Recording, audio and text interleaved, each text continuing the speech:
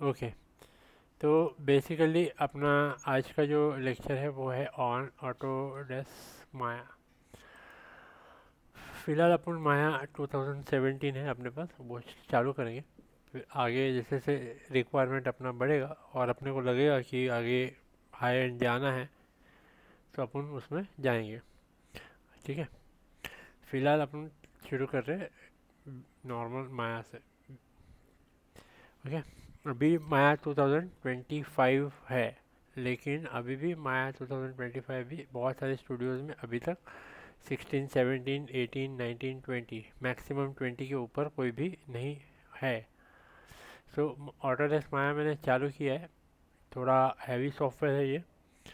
तो बेसिकली ये सॉफ्टवेयर पे आपको प्रैक्टिस तो लगेगा, एक दिन में कम से कम एक बार तो ओपन करना ही है। 10 मिनट के लिए, 15 मिनट के लिए, 20 मिनट के लिए, जो भी है। ठीक है, अब ऑटोडेस्क माया ये एक्चुअली यूज़ होता है फॉर मल्टीपर्पस चीज़ों के लिए, जैसे कि आपका स्पेशलाइज गेमिंग है, प्रोडक्शन है, वीएफएक्स है, आपका एडवर्टीजमेंट्स वगैरह जो टीवी पे कमर्शियल एड्स देखते हैं, म्यूज़िक एल्बम्स हैं, हर जगह पे 3D वीएफएक्स, और ऐसे बोल सकते हैं कि हम उसमें वर्चुअल रियलिटी जैसे चीज़ें होती है जहाँ पे रियलिस्टिक लोग और वर्चुअल एनवायरनमेंट में कैमरा ट्रैकिंग के लिए लाइव फुटेज शूट किया हुआ है और उसमें सीजी कैरेक्टर मिक्सअप करना है, और उसको अपने को फ्लूइड्स वगैरह है, पार्टिकल सिस्टम है, बहुत सारा चीज़ यहाँ पे है जो डायनामिक्स, एरोडायनामिक, और बहुत सारी जगह पे ये यूज़ होता है। प्रोडक्ट एडवर्टीजमेंट से लेके हर एक जगह पे 3D printing, 3D modelling, texturing, lighting, gaming, game development, asset development. Okay, ऐसा बहुत सारी जगह पे ये यूज़ होता है। ओके, सो जो भी चीज़ हम यहाँ पे देखने वाले हैं वो तकरीबन जो 3D मैक्स जिन लोगों का हुआ है वो वैसा ही है, जिन लोगों का 3D मैक्स नहीं हुआ है वो डायरेक्ट हम जब माया में जा रहे हैं तो उसमें बेसिकली आपका जो भी इंटरफेस है वो कुछ ऐसा दिखेगा। सो 3D मैक्स और माया दो 3D मॉडलिंग एनिमेशन कंटेंट बनाने के सॉफ्टवेयर है, 3D मैक्स और माया। उसमें से काफ़ी लोगों का 3D मैक्स हुआ है आप लोगों का, और जिन लोगों का नहीं हुआ है वो डायरेक्ट माया भी कर सकते हैं। जिन लोगों का 3D मैक्स हो गया है उनको 3D मैक्स और माया में डिफरेंस क्या है वो समझेगा। माया हम लोग क्यों यूज़ कर रहे हैं वो बाद में समझेगा। जो 3D मैक्स प्रैक्टिस करने के बाद आप माया पे काम करोगे तो आपको माया ज़्यादा फ्लेक्सिबल लगेगा। पर 3D मैक्स एक बोलते कि स्टेप बाय स्टेप लॉजिकल तरीके से काम करने वाला, और ये फ्री तरीके से काम करता है, फ्री जोन जिसको बोलते हैं। प्रोडक्शन पाइपलाइन में ज़्यादातर जितने भी स्टूडियोज़ है वो माया ही यूज़ करते हैं, और जितने भी बेसिक अपना 3D सॉफ्टवेयर है उसमें 3D मैक्स एक एंट्री लेवल के लिए होता है और ये एडवांस लेवल पे माया होता है। एडवांस लेवल पे माया इसलिए बोला जाता है कि इंडस्ट्री में अगर आपको ऐसे लोग देखते हैं कि अगर आपको माया आता है यूज़ करने तो आप किसी भी प्रोजेक्ट के लिए एलिजिबल हो जाते हो। मतलब एक एलिजिबिलिटी क्राइटेरिया हो जाता है कि माया आता है तो इसको प्रोजेक्ट में इन्वॉल्व कर सकते हैं। ओके, कितना माया आता है, क्या आता है, वो नहीं देखते, वो सेकंड राउंड थर्ड राउंड में होता है। पर प्राइमरी रिक्वायरमेंट अगर माया आता है तो आप उस बड़े प्रोजेक्ट के लिए प्रिफर्ड रिकमेंडेशन में आ जाते हो। ठीक है, अभी बहुत सारे जन माया वाले आ गए उसमें, और फिर बाद में पता चला कि आ, उस माया के प्रोजेक्ट में लिमिटेड लोगों को ही इन्वॉल्व करते हैं। फिर बाकी सारी चीज़ें टेस्टिंग होती है कि भाई क्या आता है, क्या नहीं आता है, क्या है, क्या कर। पर प्राइमरी बेसिकली अगर आप बोलते हो मुझे माया आता है, वो एक सफिशिएंट होता है स्टेटमेंट करने के लिए। फिर माया का काम अगर आप कुछ करके दिखाते हो, पोर्टफोलियो वगैरह आपका है तो और एक वेटेज बढ़ जाता है, वो ऑथेंटिकेशन के लिए बढ़ जाता है। ठीक है, माया का इंटरफेस ये ऐसा है, बहुत ही सिंपल है ये। Okay, compare to 3D max आपका जो इंटरफेस है, और ये माया में हमारे को यहाँ पे सारे शेल्फ बोलते हैं, ये जो एरिया है इसको शेल्फ बोलते हैं। तो शेल्फ में यहाँ पे टैब दिए हुए हैं अलग अलग, यहाँ पे ऐसे टैब दिए हुए हैं आपको। तो जितने भी चीज़ें हैं आप एक एक टैब, हम एक एक सेशन बाय सेशन जाएंगे तो एक एक टैब अपन कवर करते जाएंगे। तो यहाँ पे हमारे पास है कर्व्स, पॉलीगॉन्स, फिर यहाँ पे दिया है आपको स्मूथिंग, स्कल्पटिंग दिया हुआ है जिसमें हम स्कल्पटिंग मतलब क्या होता है कि हम लोग जैसे एक पॉटर कैसे अपना पूरा शेप देके वो बनाता है, या एक स्कल्पचर कैसे एक मिट्टी का लेके एक चीज़ों को आकार देता है, वैसे 3D में स्कल्पटिंग हम कर सकते हैं। ये 3D स्कल्पटिंग सॉफ्टवेयर नहीं है, लेकिन यहाँ पे 3D स्कल्पटिंग भी कर सकते हैं कुछ हद तक। हाँ, उसके लिए जेड ब्रश है, मड बॉक्स है, ऐसे और एडवांस सॉफ्टवेयर है जो आपको यूज़ आ सकते हैं। ठीक है, इसमें हम लोग पेन टैब यूज़ कर सकते हैं, पेन टैब भी यूज़ कर सकते हैं इसमें। स्कल्पटिंग के लिए और टेक्सचर स्कल्पटिंग वगैरह। के लिए भी आप यूज़ कर सकते हो, कोई प्रॉब्लम नहीं है। ठीक है, वो भी कर सकते हैं। और ज़्यादा करके 3D सॉफ्टवेयर में ये सारी चीज़ें ज़रूरत पड़ेगी आपको, पर देखेंगे आप भी अब बिना इसके अपन क्या क्या कर सकते हैं। फिर यहाँ पे रिगिंग का पार्ट है, फिर यहाँ पे एनिमेशन है, फिर यहाँ पे आपको बट रेंडरिंग करने के लिए दिया हुआ है, फिर एडिशनल चीज़ें दी हुई है जैसे कि एफेक्ट्स है यहाँ पे। एफेक्ट्स क्या, एफेक्ट केचिंग मतलब क्या होता है कि जो भी एफेक्ट्स बनाते हैं तो वो उसमें एक टेम्पररी फाइल्स बनाता है। तो शुरू में एक टेम्पररी फाइल बनाता है, उसमें सारा इन्फॉर्मेशन वो राइट करता है और उसी को बार बार फिर वो अपडेट करते रहता है, जिसके वजह से जो जो चीज़ हम चेंजेस करते हैं वो वहाँ पे अपडेट होती रहेगी। तो वो डेटा रीड करने के लिए वो काम में आता है, क्योंकि हैवी सॉफ्टवेयर है, बार बार मेमोरी में इतना लोड होगा, वो डिफ़िकल्ट होगा। जो प्रोसेसर है या रैम है या रेंडर है ऑलरेडी ऑक्यूपाइड है आपका, उसके ऊपर और लोड देंगे तो उस तरह से वो काम करने में दिक्कत करते हैं। इसलिए यहाँ पे वो एक कैच मेमोरी है कि टेम्पररी फाइल एक बनाएगा, उसमें जो भी कुछ लिखेगा वो वैसा ही परफॉर्म होगा। तो वो कैच मेमोरी एक आपका मेमोरी को बार बार कैलकुलेट करने का टाइम है वो बचाता है। मतलब इसके अंदर ही उन्होंने सेटिंग की हाँ, उसने ऐसा बनाया हुआ ही वैसा है कि वो सॉफ्टवेयर बनाया उन्होंने। सॉफ्टवेयर में ही वो अपने आप फाइल राइट कर लेगा बैक एंड में, और उसको आपको क्या करना है, कॉपी करना है, पेस्ट करना है, डिलीट करना है, क्लियर करना है। ओके, स्टार्टिंग पॉइंट क्या है, एंडिंग पॉइंट क्या है, उसमें मतलब मॉडिफिकेशन हम के। लोग 100% काम किया हो हाँ, बस सेव नहीं किया, तो इसके अंदर 100% तो काम नहीं रहेगा, 50% रहेगा कि 100% नहीं नहीं, रहेगा। वो पार्टिकल कैचिंग जो हाई एंड सॉफ्टवेयर में अपना हाई कैलकुलेशन वाले उसका वो एक फाइल बना देता है। ऐसे प्रीमियर में अपन रेंडरिंग करते हैं तो कैसे प्रीमियर में आपका प्रीव्यू फाइल का एक फोल्डर बना देता है, उसमें प्रीव्यू फाइल रहता है, पूरी वीडियो नहीं रहती है उसमें, उतना जो रेंडर करने का पार्ट है वो दिखता है, फिर बाद में सारे इकट्ठा करके अपन आउटपुट निकालते हैं। कुछ वैसा ही यहाँ पे काम करता है। और ये पार्ट को क्या क्या बोल रहे थे आप? ये शेल्फ बोलते हैं इसको, शेल्फ। ठीक है, तो देखो दो पार्ट बनाना पड़ेगा, ये पीछे से शुरू कर माया, ओके। दो दो तीन पेज छोड़ दे, फिर शुरू कर माया लिखने को, तो वो तेरा आगे इलिस्ट्रेटर, फोटोशॉप, उसका सबका लिखने को रहेगा ना। तो यहाँ से शुरू कर सकता है तू माया का पार्ट। आपसे आपसे मत कर, दो पेज और जाने दे, दो, चार पेज पीछे लिया ना तूने, चार पेज और ले ले, बस यहाँ से शुरू कर इसको अच्छे से, यहाँ से माया शुरू कर, ठीक है। ओके, माया में कुछ ऐसा बहुत ज़्यादा वो कॉम्प्लिकेशन नहीं है, ईजी है, थोड़ा पेशेंस और थोड़ा सा टाइम कंज्यूमिंग बस। ठीक है, क्योंकि यहाँ पे सारी चीज़ें दी हुई है, प्रोसेस कैसे करना है वो आगे देखते जाएंगे। बहुत ये वास्ट है, 3D मैक्स जैसा ही है ये भी, इसमें भी बहुत वास्ट फीचर्स है। तो सभी चीज़ें अपन इसमें कवर कर पाएंगे कि नहीं मुझे पता नहीं, लेकिन मैक्सिमम जो अपन कर सकते हैं, जो अपने को रिक्वायरमेंट है वो सारी चीज़ें अपन यहाँ पे ये लाइट कवर बंद करो करेंगे। ना। हाँ, ठीक है। तो अभी यहाँ पे हम जब देख रहे हैं तो ये शेल्फ है सारे, और हम यहाँ पे शेल्फ के नाम वाम सब दिए हुए हैं, नया शेल्फ पुराना शेल्फ। यहाँ पे फाइल्स दिए हुए हैं और यहाँ पे इसको और भी टैब्स दिए हुए हैं जिसको आप ओपन करके ब्राउज कर सकते हो। और भी एडिशनल बहुत सारे टैब है, छोटे छोटे स्विचेस दिए हुए हैं इन्होंने, तो ये अभी आप देख सकते हो। मैं सारे स्विचेस अभी ऑन कर रहा हूँ ताकि आपको दिखे कि क्या क्या है। क्या हुआ, एग्जिट हो गया क्या? है थोड़ा ना? हाँ हाँ। प्रॉब्लम हुआ 10 मिनट। आवाज़ आ रहा है बराबर? हाँ आ रहा है आ रहा है। हाँ ठीक है।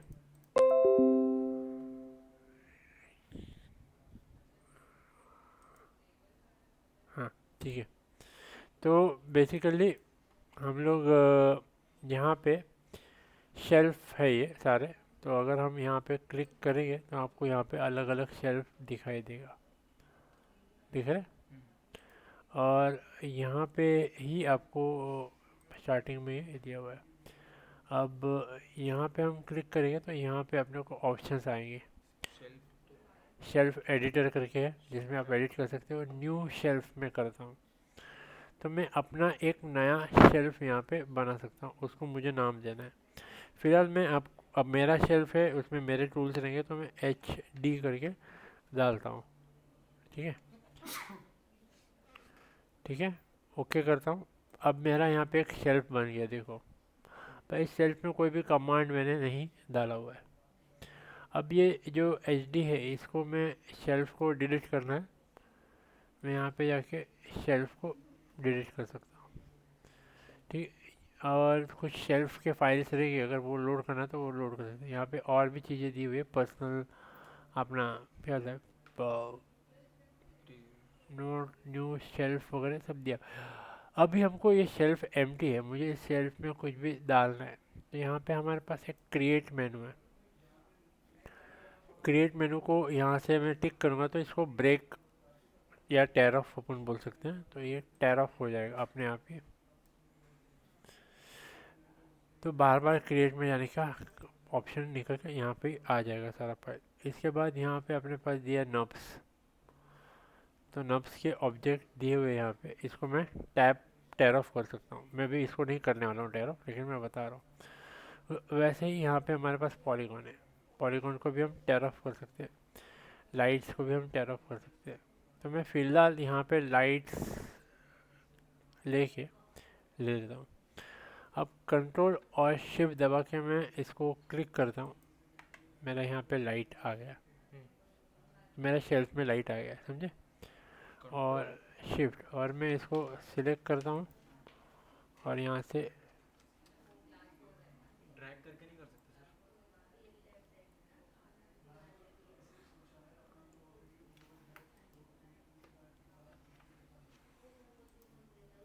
ड्रैग करके, क्या उसको ड्रैग करके अगर हम लोग लेके गए तो ऐसा नहीं है, ड्रैग करके नहीं लेके जा सकते, इस पर सिर्फ करके क्लिक करने का ही कमांड दिया हुआ है।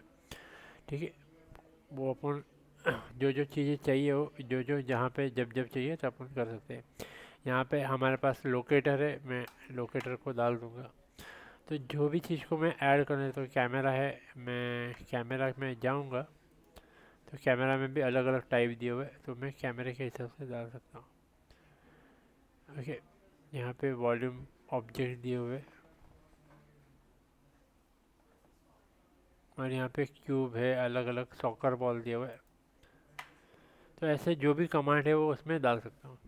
ठीक है, इसको क्लोज करते हैं अपने। अब जो भी ऑब्जेक्ट मैंने बनाया यहाँ पे बन गया, इसे क्लिक किया मैंने सॉकर बॉल को, ये आ गया। यहाँ पे मूव टूल है तो इसको आप मूव कर सकते हो। अब यहाँ पे एक छोटा सा बटन दिया हुआ है जिसकी वजह से आप एक्स में वाई में एक फ्री मूवमेंट ले सकते हो। ठीक है, लेकिन अगर सिर्फ एक्स में करना है तो ये एक्स में, सिर्फ वाई में करना है तो ये वाई में। यहाँ पे 3D Max में यहाँ पे टैब आता था, वो यहाँ पे टैब है आपको, और वहाँ पे सिर्फ 3 ही टैब आता था, जो सिलेक्ट करोगे उसके हिसाब से आता था। यहाँ पे आपको ऑब्जेक्ट के टैब में यहाँ पे ही दिया है ट्रांसलेट, ट्रांसलेट यानी कि मूव। ठीक है, इन्होंने यहाँ पे वर्ड दिया है ट्रांसलेट। ठीक है, रोटेशन वैसा ही है, स्केल भी वैसे ही। यहाँ पे विजिबिलिटी का भी एक ऑप्शन दिया हुआ है, तो हम लोग शो और हाइड करने का जो वहाँ पे करते थे वो यहाँ पे सिर्फ मैं ज़ीरो करके एंटर कर दूंगा, गायब हो जाएगा। अब सब जो मैंने ये सिलेक्ट कर, अभी मेरा ऑब्जेक्ट वापस लाने के लिए कुछ ऑप्शन नहीं है। आपने ज़ीरो कर दिया, ऑप्शन गायब। अब कुछ जब तक सिलेक्ट नहीं करोगे आप तब तक ऑब्जेक्ट आ नहीं सकता है, और ऑब्जेक्ट दिखेगा नहीं तो सिलेक्ट नहीं होगा, तो फंस गए ना, फंस गए कि नहीं। तो ये प्रॉब्लम है, ठीक है। इसके लिए इसको अलग तरीके से यूज़ करना होता है, वो कब करना है कैसे करना है सब मैं बताऊंगा, ठीक है। अब यहाँ पे विंडोज़ करके है, विंडोज़ दिखा, विंडोज़ में यहाँ पे एक इम्पॉर्टेंट चीज़ दी है, आउटलाइनर। ये अपने को ज़रूरत पड़ने ही वाली है, तो मुझे इसको शेल्फ में डालना ही है। इसको मैं राइट क्लिक करके ये डिलीट कर देता हूँ, क्योंकि अभी इसका कुछ ज़रूरत नहीं है मेरे को। मुझे जो चीज़ ज़रूरत पड़ने वाली है रेगुलर, वो मैं यहाँ पे डालने वाला हूँ, ठीक है। तो मुझे आउटलाइनर की ज़रूरत पड़ने ही वाली। आउटलाइनर पर क्लिक करने पे देखो यहाँ पे एक विंडो आ गया है, और इसमें कुछ चीज़ें दी हुई है, जैसे कि फ्रंट व्यू के सेटिंग्स दी हुई है यहाँ पे, कैमरा सेटिंग्स। 3D मैक्स में ऐसा कोई सेटिंग्स नहीं दिया है अपने को, ठीक है। ऐसे यहाँ पे टॉप के लिए अलग सेटिंग है, इसके लिए अलग सेटिंग, सबके लिए अलग। यहाँ पे डिफ़ॉल्ट लाइटिंग का भी ऑप्शन दिया, लेकिन उसके पैरामीटर सेटिंग्स नहीं है, ठीक है। यहाँ पे एक और चीज़ दी है, क्या है ये, क्या है ये, ठीक है, पार्टिकल दिया है। पार्टिकल्स। हाँ, और यहाँ पे है, पार्टिकल्स। हाँ यहाँ पे है हमारा ऑब्जेक्ट। मतलब एक लेयर टाइप काम करता है। हाँ, यहाँ पे क्या है ये हमारा ऑब्जेक्ट। ऑब्जेक्ट। ऑब्जेक्ट दिखा अभी आपको, हम्म। प्रॉपर्टी मिला ऑब्जेक्ट का। हाँ। फिर ये गलती सुधार लो जल्दी से, समझा। अब यहाँ पे एक और एडवांस चीज़ दी हुई है, वो यहाँ पे दिया है लेयर। अरे बाप रे, लेयर कहाँ है,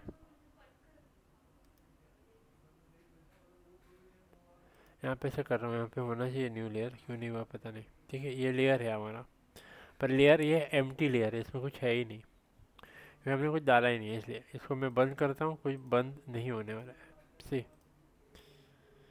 ठीक है। तो मैं यहाँ पे राइट क्लिक करता हूँ, और यहाँ पे दूंगा add selected object to this. अब जब भी आपको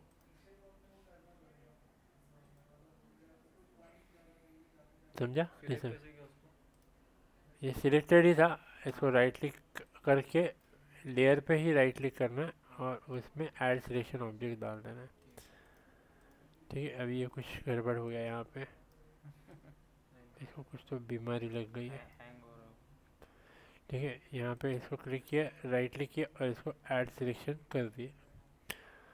इसके बाद मैं इसको ऑफ भी कर सकता हूँ। अभी यहाँ पे इसको मैं ऐसे करूँगा, तो यहाँ पे ऑप्शन में पी, यहाँ पे टी आर एम टी, तो ये आपका है टी, यानी कि टेम्पलेट।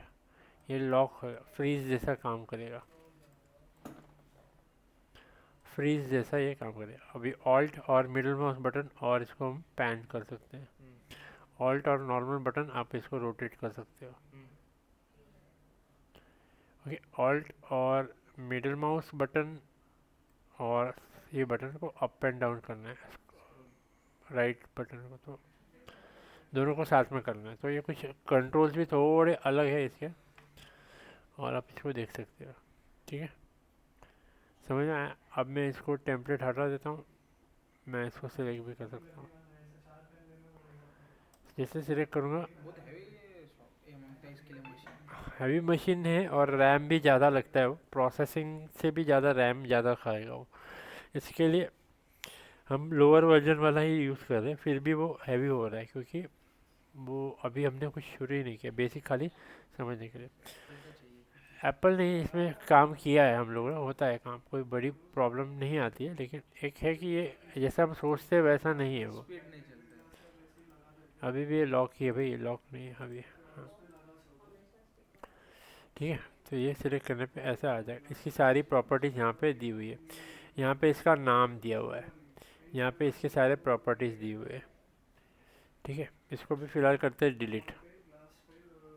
अब मैं स्पेस बार दबाऊंगा तो ये व्यू पोर्ट मेरा बड़ा हो जाएगा, स्पेस बार दबाऊंगा तो मेरा व्यू पोर्ट नॉर्मल हो जाएगा। जहाँ पे मेरा कर्सर है, यहाँ पे ये कर्सर है, इसको क्लिक करूँगा तो ये बड़ा हो जाएगा। इस पर क्लिक किया, ये आ जाएगा, ये नॉर्मल कीबोर्ड। अब मुझे यहाँ पे है हमारे पास इसका व्यू पोर्ट का पार्ट, व्यू पोर्ट का लेआउट होगा आपके पास यहाँ पे इधर या किधर। तो वो अगर हमको चाहिए तो वो हम शेल्फ में डाल सकते हैं, अपने को ज़रूरत नहीं है इसलिए अपन वही रखते। अभी यहाँ पे एक बहुत ही इंटरेस्टिंग चीज़ है, वो है ये कि मैं बड़ा करता हूँ। अब यहाँ पे मेन चीज़ क्या है, जैसे मैं स्पेस बार दबा के रखता हूँ, मुझे यहाँ पे ऑप्शन देखो, यहाँ पे दिख रहा है फाइल, ये यहाँ तक, उसके नीचे दिया है व्यू शेडिंग लाइटिंग, वो ये रहा view shading lighting, file edit menu, ये सब मेनू यहाँ पे दिख रहा है हेल्प तक। ठीक है, बराबर है। लेकिन यहाँ पे नीचे कुछ और भी ऑप्शन दिए हुए हैं, मैश एडिट वगैरह। तो यहाँ पे देखिएगा मैश एडिट दिख रहा है अपने को, मैश टूल है, मैच टूल है, मैच ऊपर डिस्प्ले एक भी है, मैश टूल है वो। डिस्प्ले भी मैश टूल है, हाँ डिस्प्ले भी है, मैश है, हाँ मैश भी है। एडिट मैश आया, हाँ मैश टूल, ये सारी चीज़ें दिख रही है। हाँ अब उसके नीचे हम देखेंगे तो हमको क्या आ रहा है, लेकिन यहाँ पे किधर भी स्केलेटन अपने को दिख रहा नहीं है।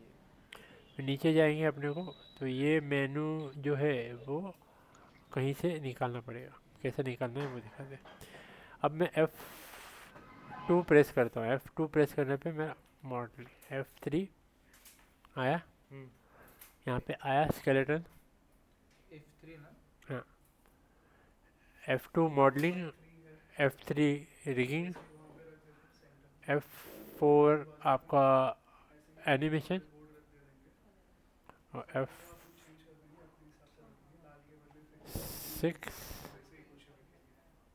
F7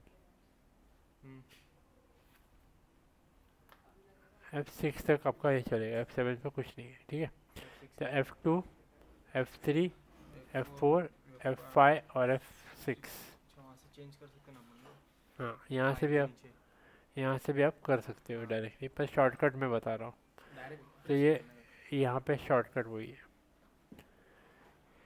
शॉर्टकट से भी कर सकते हो, वहाँ से भी कर सकते हो, फ्रीली कर सकते हो, कोई प्रॉब्लम नहीं है। ठीक है, समझ में आया। अब सिंपल सा चीज़ें जो यहाँ पे मैंने बताया, हम जाएंगे क्रिएट में, क्रिएट में ऑब्जेक्ट है, नॉर्मल सा ऑब्जेक्ट है, नॉर्मली क्रिएट करना है आपको, सिर्फ क्लिक करने पे वो क्रिएट हो जाएगा। सीधे में इसमें कैसे क्लिक करके ऐसे ड्रॉ करते तब बनता है। क्रिएट कैसे करने का सर? क्रिएट में गए, यहाँ पे ऑब्जेक्ट है, यहाँ पे क्यूब दिया हुआ है, तो क्यूब को क्लिक करो तो वो आ जाएगा। अब क्यूब इसके अंदर है तो उसको मुझे बाहर निकालना पड़ेगा तभी क्यूब दिखेगा। ठीक है, ऐसे यहाँ पे सारी चीज़ें बनेगी। ठीक है, यहाँ पे हमारे पास नंबर है शॉर्टकट में 1 नंबर, तो ये ऐसा दिखेगा। ठीक है, 2 नंबर, फिर 3 नंबर, ऐसे 1 2 3 ऑप्शन है अपने पास। ठीक है, लो पॉली कर देते हैं उसको। लो पॉली बोल सकते हैं कि लो पॉली वो दिखाएगा, सब डिविजन्स कम कर देता है। लो पॉली तो नहीं बोलेंगे लेकिन वो सब डिविजन उसके कम हो जाएंगे। अब इसके बाद हमारे पास यहाँ पे 4 नंबर है, 4 नंबर पे पूरा वायर फ्रेम दिखेगा। ओके, 4 नंबर पे सर ओनली 4 नंबर या F4? ओनली 4, F4 दबाने पे आपका यहाँ पे चेंज हो जाएगा। F4 दबाओगे तो ये मेनू चेंज हो जाएगा एनिमेशन में। ओनली 4 ना? ओनली 4 दबाना है। ओके, और 5 नंबर हम प्रेस करेंगे तो हमको फिर से शेडिंग दिखेगा। 6 नंबर हम प्रेस करेंगे तो हमको यहाँ पे टेक्सचर दिखेगा, अभी हमारे पास यहाँ पे टेक्सचर नहीं है। और 7 नंबर में हमको लाइटिंग दिखेगी, तो लाइटिंग भी हमारे पास नहीं है तो यहाँ पे नहीं दिखेगा। ठीक है, 8 नंबर यहाँ पे कुछ नहीं है ऐसा, तो 7 नंबर, 6 नंबर, 5 नंबर। ओके, अब यहाँ पे एक ख़ास चीज़ है, हम लोग अगर ध्यान से देखेंगे तो, ठीक है, ये जो ऑब्जेक्ट हमने बनाया है अभी, मुझे इसके ऊपर वायर फ्रेम भी दिखनी चाहिए। तो यहाँ पे हमारे पास है उसका शेडिंग के अंदर, शेडिंग में हमारे वो पास पहले ही है वायर फ्रेम ना, wire frame on first shaded, first वाले की एंड शेड्स। समझा? ये बहुत इंपॉर्टेंट है, तो मुझे ये वायर फ्रेम ऑन शेडेड को भी मुझे अभी कुछ कमांड है वो यहाँ पे शेल्फ में नहीं आएंगे, वो आपको यहाँ पे से करने पड़ेंगे, ठीक है? अगर मैं वायर फ्रेम सिर्फ करूँगा तो मेरा सिर्फ वायर फ्रेम दिखेगा, देख खाली वायर फ्रेम दिखेगा। और अगर मैं शेडिंग रखूँगा तो शेडिंग में मुझे आएगा शेडिंग के साथ वायर फ्रेम देने के लिए ऑप्शन, ठीक है? ओके, ऐसे कुछ बेसिक चीज़ें हैं, जैसे जैसे आगे जाएंगे अपने को चीज़ें समझेगी। यहाँ पे दिया एक्सरे व्यू, तो ऐसे दिखेगा सेमी ट्रांसपेरेंट, जिसमें हम आगे काम करना है तो कर सकते हैं। और यहाँ पे एक्सरे व्यू अपन निकाल देंगे, ठीक है? तो ये जैसे जैसे ज़रूरत पड़ेगा अपन आगे सब देखने वाले हैं। अभी तो खाली बेसिक चीज़ें ही समझ लो कि इंटरफेस क्या है, कहाँ से क्या हो रहा है। यहाँ पे रोटेशन टूल दिया है, आप इसको रोटेशन दे सकते हो, ठीक है? यहाँ पे भी ऐसी चीज़ें, आज बहुत ही बेसिक से अपन शुरू किए, खाली एक इंटरफेस क्या है कैसे समझने के लिए। कुछ शॉर्टकट्स मैंने बताया आपको, वो लिख लेना है आपको। पहला वाला शॉर्टकट है क्यू, क्यू से सिलेक्शन लिखो शॉर्टकट, क्यों व्हाट्सएप पे डाल देना ग्रुप में बाद में,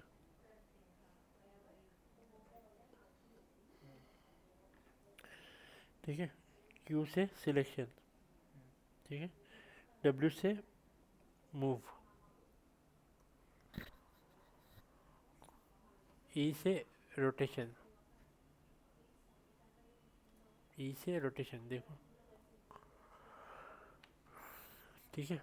3D मैक्स वाला ही है ना? हाँ, आर से स्केल, आर से स्केल, स्केल। ओके, यहाँ पे वो ऑप्शन नहीं है वैसे मोड वाला। और यहाँ पे हमारे पास है अभी एक नंबर से हमारा नॉर्मल है, नॉर्मल, 2 से स्मूथ, एक नंबर ऐसा है देखो। इसको क्या बोलते हैं सर? स्मूथिंग सेट में, स्मूथिंग में 1 2 3 मोड है। अच्छा, स्मूथनेस बोलो या स्मूथनेस बोलो 1 2 3, तो स्मूथनेस 1 में कोई स्मूथनेस नहीं रहेगा, सेकंड में थोड़ा सा स्मूथ होगा, थर्ड में प्रॉपर स्मूथ होगा, ओके? और फिर 4th नंबर में हमारे पास वायर फ्रेम होगा, 5 नंबर पे शेडिंग रहेगा। 5 ही है ना? हाँ, 5 नंबर पे शेडिंग, वो स्मूथनेस 1 2 3 पे फुल स्मूथ, पॉली स्मूथ लिख दूँ ना? पॉली स्मूथ नहीं, खाली स्मूथ ही आएगा, नो स्मूथनेस। फिर थर्ड में मीडियम, क्या रहेगा? फुल स्मूथनेस, फुल और स्मूथनेस। फर्स्ट में? फर्स्ट में नो स्मूथनेस, कोई स्मूथनेस नहीं रहेगा, ये नब्स के लिए खाली काम करेगा, ठीक है? पॉली के लिए देखेंगे आगे, नब्स, नब्स बोलते हैं NURBS, ठीक है? यहाँ पे नब्स है, हाँ, वो उसको डिज़ाइनिंग के फॉर्मेट को नब्स बोलते हैं, उसी को पॉली भी बोलते हैं आगे, और उसी में अपने को आएगा आगे। तो अभी हमारे पास यहाँ पे 5 नंबर पे शेडिंग है, 6 नंबर पे हमारे पास है टेक्सचर, और 7 नंबर पे अपने पास है लाइटिंग। बस इतना है ना? F2, F2 मॉडलिंग, ओके, एक मिनट। 6 नंबर पे क्या है सर? F2 मॉडलिंग के लिए। नहीं 6 नंबर 6 नंबर 6 नंबर पे है आपका टेक्सचर, क्या बोलेंगे सर हम लोग? और 7 नंबर पे लाइटिंग। 6 नंबर पे टेक्सचर हमने दिया नहीं इसलिए कुछ दिखेगा नहीं। F1 F2 को क्या बोलते हैं? F1 में तो आपको हेल्प आ जाएगा, F1 प्रेस करोगे तो ब्राउज़र पे जाके माया का हेल्प का अगर वेबसाइट रहेगा तो वहाँ पे वो आ जाएगा। यहाँ पे माया का हेल्प मेनू ओपन हो जाएगा F1 में। थोड़ा टाइम लगेगा, इंटरनेट कनेक्टेड होगा तो वो दिखाएगा, अगर इंटरनेट कनेक्टेड नहीं रहेगा जेन्युइन सॉफ्टवेयर के लिए अवेलेबल है ना, बस नेट। है ना। देखो यहाँ पे सब दिया हुआ है इनका, जो पायरेसी रहता है सब कुछ दिया हुआ है यहाँ पे, नया वर्जन में क्या आया हुआ वो है भी ये चलेगा, सब चीज़ें दिखाएगा। वो नहीं चलेगा ना। हाँ ठीक है, यहाँ पे सारी चीज़ें दी गई है हेल्प के रिलेटेड, बहुत बहुत सारी चीज़ें जो लाइसन यहाँ। वाला नहीं ना सर ये सॉफ्टवेयर? ओके, यहाँ पे आते हैं तो F2 से हमारा क्या होगा, F2 से होगा आपका मॉडलिंग मोड, मॉडलिंग मोड आएगा। ये तो से आप पहले रैंकिंग भी बोले थे, रैंकिंग हाँ, रैंकिंग। F3 से आएगा, F3 से रिगिंग, F2 से मॉडलिंग है F3 तुमने, से F3 से रिगिंग RIGGING, F4 से एनिमेशन, F5 से तुम्हारा है FX, इफेक्ट FX। FX में तुम्हारा आएगा पार्टिकल से या जो भी ये 5 डायने, F5 से FX, और F6 से आएगा रेंडरिंग। तो ऐसा ही है मॉडलिंग, टेक्सचरिंग, लाइटिंग, रेंडरिंग, ऐसा ही अपन बोल सकते हैं, तो वैसे ही वहाँ पे बना हुआ है। ठीक है, अब स्पेस बार प्रेस करने पे हमको ये आ जाता है, ये जो चीज़ है स्पेस बार प्रेस करने पे अपने को दिखेगा। तो जो प्रेस आता है वो हम उसको यूज नहीं कर सकते, बस वो दिखेगा। यूज़ कर सकते हैं ना यहाँ से, हाँ तो ठीक ये हम थोड़ा एडवांस लेवल पे जाएंगे तो ये सारे पैनल्स बंद करके इसी पे काम कर सकते हैं। तो ये पैनल्स बंद होने की वजह से थोड़ा मेमोरी कम होगा, काम करने का थोड़ा सा फास्ट होगा। ठीक है, अगर हैवी होता है तो, अदरवाइज़ नहीं। अभी हम लोग सीख रहे हैं इसलिए सब ऑन रखा है, बाद में धीरे धीरे अपना एक्सपर्टीज होते जाएगा तो जो नहीं चाहिए वो निकाल देंगे। फिर ऑन कहाँ से करना है, ऑफ कहाँ से करना है वो भी पता चलना चाहिए। ये समझ में आया, इसको बोलते हैं हॉट बॉक्स। क्या बोलते हैं? हॉट बॉक्स के बाद इसी तरह से हम यहाँ पे जब किसी ऑब्जेक्ट को राइट क्लिक करते हैं तो यहाँ पे भी ऐसा ही हॉट बॉक्स जैसे आ जाएगा। अब हॉट बॉक्स दो तरीके से, एक ये हॉट बॉक्स है जो पूरे इसके लिए जाता है, और इसको हम लोग बोलते हैं मार्किंग मेन्यूज़, इसको बोलते हैं मार्किंग मेन्यूज़। क्या बोलते हैं? तो ये जो मार्किंग मेन्यूज़ है इसको मैं अगर समझो, अगर कुछ लेता हूँ यहाँ पे सरफेस, तो शिफ्ट दबा के सरफेस में मैं क्लिक करूँगा, फिर से मैं राइट क्लिक करूँगा अभी, तो मुझे सरफेस के रिलेटेड प्रॉपर्टीज दिखाएगा। शिफ्ट छोड़ दूंगा तो वापस नॉर्मल हो जाएगा। तो मैं इसके अंदर ये कमांड में दिए हुए देखो क्या क्या ऑप्शंस हैं। ठीक है, अभी छोड़ देते हैं। अब मैं यहाँ पे फिर से क्लिक करूँगा तो फिर से वैसे आएगा। मैं यहाँ पे कंट्रोल वर्टेक्स को करता हूँ, वर्टेक्स पे शिफ्ट दबा के वर्टेक्स के रिलेटेड सारे ऑप्शन यहाँ पे दिखाएगा। ठीक है, अभी इसमें कुछ ऐसा ज़रूरत नहीं है अपने को पड़ा, इसलिए कुछ इतना खास इस पर ध्यान नहीं देने। देखो चेंज हो गया ना चेंज, तो ऐसा ही होगा वो, इसके लिए अपने को ये सब चीज़ें ध्यान रखनी है। ठीक है, नॉर्मल में ऑब्जेक्ट कोई भी नहीं है अपना, सिर्फ क्लिक करेंगे तो कुछ भी ऑप्शन नहीं आता है। ठीक है, या तो सिलेक्ट ऑल बताएगा या तो कंप्लीट बताएगा। उसको शेप के ऊपर रख के करना पड़ेगा। इस पर सिलेक्ट करके करूँगा, इस पर आएगा। तो यहाँ पे मैं कर रहा हूँ अगर ऑब्जेक्ट पॉइंट, तो शिफ्ट दबा के फिर ऑब्जेक्ट पॉइंट के रिलेटेड सारे ऑप्शन आएंगे। यहाँ पे वैसे ऑप्शन दे देगा फिर। ठीक, अभी इसके रिलेटेड कोई खास ऐसा ऑब्जेक्ट्स का है नहीं काम, तो कोई प्रॉब्लम नहीं आने वाला है। अगर हम ओ प्रेस करते हैं यहाँ पे तो आउटलाइनर यहाँ पे नहीं आ रहा, लेकिन ओ प्रेस पे आउटलाइनर आना चाहिए। ठीक है, तो वो हम कॉन्फ़िगर कर सकते हैं, नहीं है।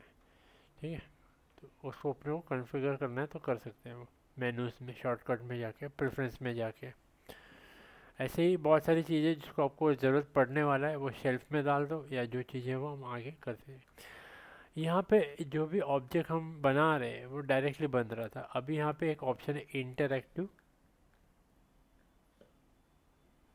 क्रिएशन। क्रिएशन, इस पर क्लिक करेंगे।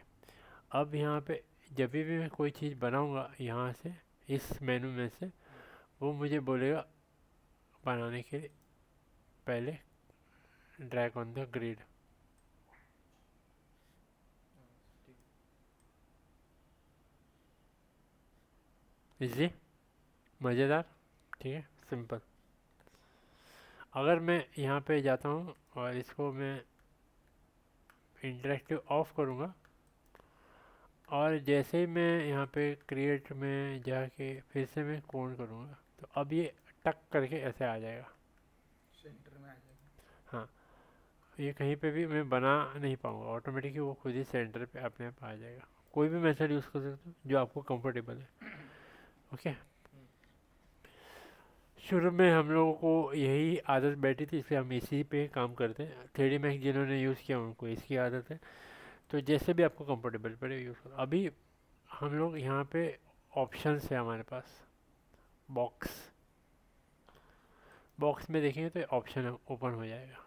तो यहाँ पे पूरी इसकी प्रॉपर्टी पूछेगा आपको बनाने के पहले। यहाँ पे क्या दिया है, नब्स स्पीयर ऑप्शन, तो नब स्पीयर की सारी प्रॉपर्टी पूछेगा, starting angle, ending angle, radius, सारी चीज़ें पूछेगा। लीनियर चाहिए या क्यूबिक चाहिए, लीनियर करेंगे तो वो जैसे हमने देखा था वैसा आएगा, ये लीनियर हो गया, ठीक है। और यहाँ पे क्या दिया है, क्यूबिक। क्यूबिक, तो ये ऐसा दिखेगा, 5 पॉली। बस वही फ़र्क है। बीच का ऑप्शन नहीं दिया है उन्होंने, तो लीनियर क्यूबिक जो ऑप्शन मिक्स जो है वो यहाँ पे नहीं दिया। इसके अलावा यहाँ पे और चीज़ें दी गई है जो आप देख सकते हो, लोकल चाहिए, ग्लोबल चाहिए, क्या चाहिए वो भी अपन देख सकते हैं। यहाँ पे नंबर ऑफ ऑब्जेक्ट का वो कितना है वो भी यहाँ पे दिया हुआ है।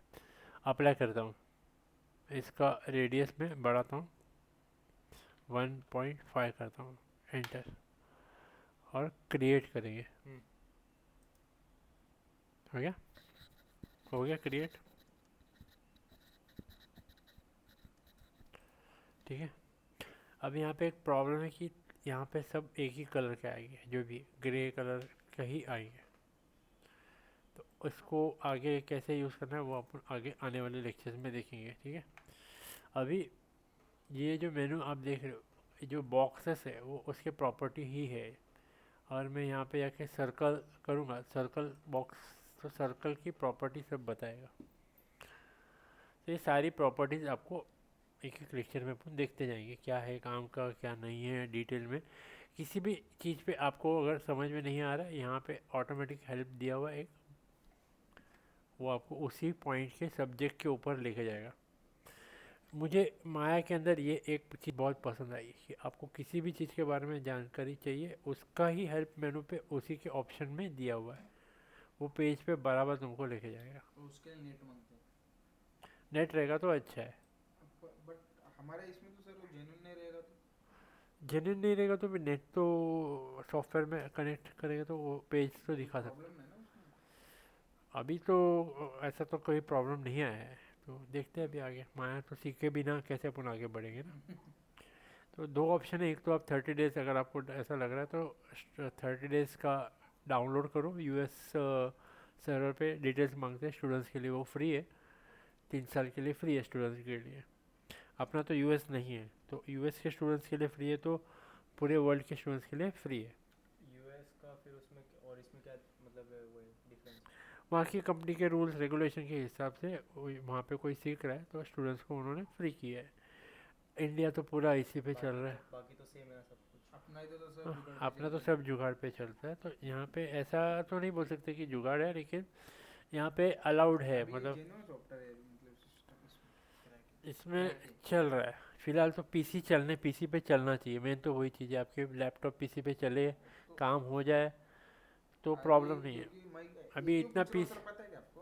हाँ मैं पहले अपना वाशी में काम करता, आपको पता है। हाँ वो उनका कोरोल ड्रॉ का यूनियन था।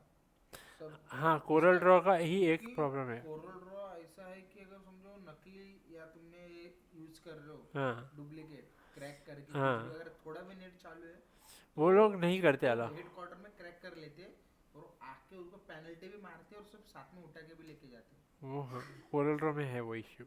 कि इसलिए मैं 2 बार पूछा। वो इसीलिए है क्योंकि कोरल ड्रॉ पूरा प्रिंटिंग के रिलेटेड काम है, हाँ, तो प्रिंटर वालों का यूनियन है। उनका बहुत बड़ा यूनियन है। हाँ, उन्होंने वैसा ही रखा है वो। विंडो हॉल में देखा था, बड़ा हॉल लिया था उनने, हाँ, पूरा खर्चा वो ये वो लोगों ने वो रखा ही है वैसे। और इलस्ट्रेटर अडोब वाले वो उतना नहीं काम करते। कोरल पूरा प्रिंटिंग के रिलेटेड ही है, तो फोटोशॉप में प्रिंटिंग। कुछ प्रॉब्लम नहीं आता है, फोटोशॉप तो हाँ, कोई भी बच्चा भी यूज कर सकता अडोब का कोई इतना हार्ड कोर नहीं। कोरल ने अपने आप को वैसा ही रखा है, प्रिंटिंग के रिलेटेड है। प्रिंटिंग की बहुत महंगी मशीनरी आती है, है। प्रिंटिंग नहीं की मशीनरी ही महंगी आती मशीनरी है। का कोई सॉफ्टवेयर की वो तो अ, जेन्युइन लेना ही पड़ेगा। 2.5 लाख का मशीन लोगे या ढाई ढाई लाख का, क्या 20-25 लाख का मशीन लोगे आप, तो कोरल ड्रॉ 2-3 हज़ार रुपये का जो है वो नहीं लोगे दो तो। तीन हजार का नहीं होगा, वो तो 80-90 हजार रुपए का वो वन टाइम ही लेना है ना है। तुमको। वन टाइम लेना और 80-90 हजार तो का। बस हो गया ना, वन टाइम ले लिया तो मेंबरशिप तुम्हारा फिक्स हो गया। जब विदाउट नेट का यूज़ कर सकते हो तो बिना नेट का यूज़ करो। बिना नेट का यूज़ कर सकते हैं क्योंकि बिना आपको। नेट का यूज कर सकते हैं, पर कभी अगर उसमें रेट गिर गया क्या, वो जेन्युइन दिखाना ही पड़ेगा ना एक में तो। हाँ, वही बिजनेस ओरिएंटेड है वो, तो इसलिए वो हाँ, वहाँ पे पकड़। बाकी तो स्टूडेंट है, तुम नेट यूज करके करो, चलो, क्या पकड़ेगा, देख लेंगे आगे का आगे, थोड़े वो पकड़ गली में तो घूमते बैठेंगे। वैसे ही यहाँ पे दिया हुआ है, ठीक है, दिख रहा है सारा कुछ। तो कहीं पे भी आपको लग रहा है कि मुझे इसमें कंफ्यूजन हो रहा है, सर को पूछने के लिए रुको मत, यहाँ पे हेल्प दिया हुआ है आपको। एक और चीज़ है, जब तक हम लोग माया सीख रहे हैं तो आप माया के रिलेटेड दूसरे कोई ट्यूटोरियल्स वगैरह अगर आप नहीं देखो तो ज़्यादा अच्छा है, क्योंकि इसमें अलग अलग वर्जन में अलग अलग ऑप्शन है। इसके लिए जो भी आप यहाँ पे सीख रहे हो, वो जब आपको किधर भी प्रॉब्लम है तो ये हेल्प मेनू है, वहाँ पे आप जाओ, कोई प्रॉब्लम नहीं है। पर उसके अलावा अगर कोई भी अदर चैनल का आप कंटेंट देखोगे तो एक तो वो वर्जन अलग है, उसके उनके कोडेड स्क्रिप्टेड होते हैं जो भी बना हुआ है, प्रोडक्शन पाइपलाइन का कोडिंग स्क्रिप्टिंग किया हुआ रहेगा। तो हम यहाँ पे और वहाँ पे देखेंगे वो फ़र्क दिख रहा है। इतना ही नहीं, इवन स्टूडियो में हम जब जाते हैं, हमारा यहाँ पे जो माया सीखा हुआ है, स्टूडियो का माया थोड़ा अलग रहता है। उनका पाइपलाइन रहता है प्रोडक्शन का, उनका शॉर्टकट रहता है, उसका 10 दिन का 12 दिन का ट्रेनिंग होगा, फिर आप आगे अच्छे से उसमें काम कर सकते हो। ज़्यादा कुछ फ़र्क नहीं आता है, 10 दिन में आप अपडेट कर लोगे। लेकिन अगर कुछ प्रॉब्लम आता है तो आपका सीनियर सुपरवाइज़र है, वो उससे गाइडेंस लेके हम काम कर सकते हैं, ठीक है। तो यहाँ पे माया जो है थोड़ा थोड़ा सा क्लमजी है। ऐसा बोल नहीं सकते कि वो अड़चन देगा, लेकिन वो कस्टमाइज़ कर सकते हैं। इसलिए जिधर लॉक लगाना है, जिधर ओपन करना है, जिधर कमांड चलना चाहिए, जिधर नहीं चलना चाहिए, वो सारी चीज़ें इसमें थोड़ी सी इंटीग्रेटेड है। तो वो डेटा सर्वर वगैरह कनेक्ट होने के बाद सब अलग तरीके से काम करता है, ठीक है। यहाँ पे एसेट बिल्डिंग के लिए अपने को ये रिक्वायरमेंट है, तो ये देख रहे हैं। आज के लिए इतना ही हम देखेंगे, ठीक है। बहुत ज़्यादा डीप नहीं जाएंगे क्योंकि धीरे धीरे अपन को जाना है। अब आपको आके असाइनमेंट में एक एक ऑब्जेक्ट को बना के देख लेना है, उसके प्रॉपर्टीज़ देख लेने हैं, एक्सप्लोर करना है, एलएल की फिर स्क्रिप्टिंग देखिए। होगी इसमें। ठीक, इस लेवल की स्क्रिप्टिंग थोड़ी बहुत होगी, ज़्यादा नहीं, ठीक है। यहाँ मतलब पे हम स्क्रिप्टिंग करते हैं एग्ज़िट। इसमें ना एग्ज़िट करने से हमारा ऑटोमेटिकली ये माया इसके लिए अलग चल सॉफ्टवेयर जाएगा। ना। सेव करना है तो आप अगर सेव करोगे यहाँ पे फाइल को तो विंडो ओपन हो जाएगा। और यहाँ पे दो तरीके की फाइल माया की सेव होती है। एक माया बाइनरी करके सेव होती है, तो तो किसमें सेव करना MB करके फाइल बोलते हैं उसको, ठीक है। और एक माया आस्की करके होती है, आस्की करके, तो माया MA करके होती है। अब कुछ लोग हैं अपने प्रोडक्शन फाइल में बाइनरी फाइल रखते हैं सेव। दोनों ओके, फर्क है। आज की फाइल है वो लगभग सबके साथ कंपैटिबल हो जाती है। तो प्रोडक्शन हाउस में से कोई फाइल अगर लेके जाता है, कहीं पे भी मिसप्लेस हो सकता है, पूरा फाइल का जो भी काम किया हुआ है बाहर डिस्क्लोज हो सकता है। प्रोजेक्ट कॉन्फिडेंशियल होते हैं, तो इंटरनेशनल रूल्स रेगुलेशन रहते हैं, उसके अलावा भी अगर फाइल बाहर जाती है, क्योंकि मेहनत से पूरी बनाई होगी रिगिंग विगिंग करके सब, वो फाइल की कॉस्टिंग से भी ज़्यादा उसके अंदर कैरेक्टर वगैरह बनाया है, जो भी कुछ वो किया हुआ है वो बाहर रिवील हो जाता है। एक बार पब्लिक को वो दिख गया तो उसका इम्पोर्टेंस थोड़ा कम हो सकता है।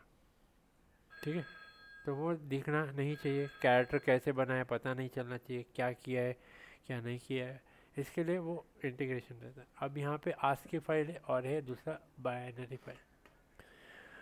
फिलहाल आप लोग जब प्रैक्टिस कर रहे हो मैं आपको रेकमेंड करूँगा आप एम ए फाइल में ही सेव करो। एम ए क्यों करना है, क्योंकि माया एम और ए ये याद रखने के लिए इजी रहेगा। एम बी में फिर होगा माया बी क्या है, माया एम एम बी में क्या है, समझा? मतलब फाइल का नाम। हाँ, जो भी रहेगा आप यहाँ पे, तो ये आप जब बायना एम ए करोगे तो यहाँ पे इसका नाम आ जाएगा। माया ASC। हाँ, तो यहाँ पे अगर मैं नाम देता हूँ एच डी, ओ एच डी है कि एच डी खाली, ठीक है एच डी, ठीक है। और ये मेरा माया के अंदर ये फाइल है, क्या है, आस्की। इसको मैं सेव करता हूँ। बाया में सेव नहीं करना, आस्किंग में सेव करना। हाँ बता रहा हूँ।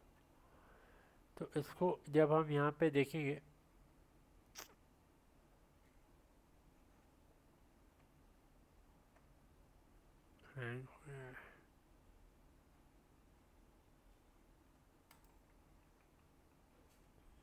सेव हो गया क्या, फाइल नहीं हुआ, यहाँ पे दिखाएगा फाइल, ये देखो। तो इसको आप जब देखोगे यहाँ पे फाइल पे, यहाँ पे माया आस्की करके आस्किंग दिखाएगा, फाइल दिखेगा। लेकिन अगर आप इसको देखें तो माया एम ए करके फाइल दिखाएगा, एम ए, इनमें ठीक है। इसको अगर मैं ये ऐसा क्यों बोला सर? बताता हूँ, रुको।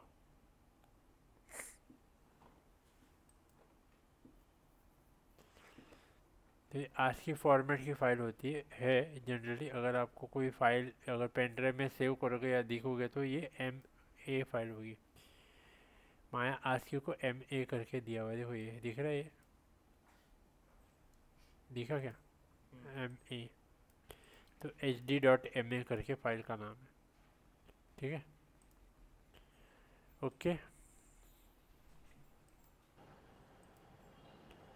हेलो, हाँ सर। आया समझ में?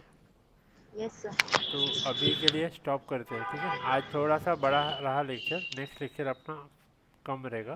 पहला लेक्चर था इसमें थोड़ा ज़्यादा बड़ा है।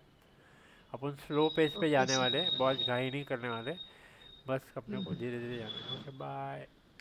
बाय। Thank you sir.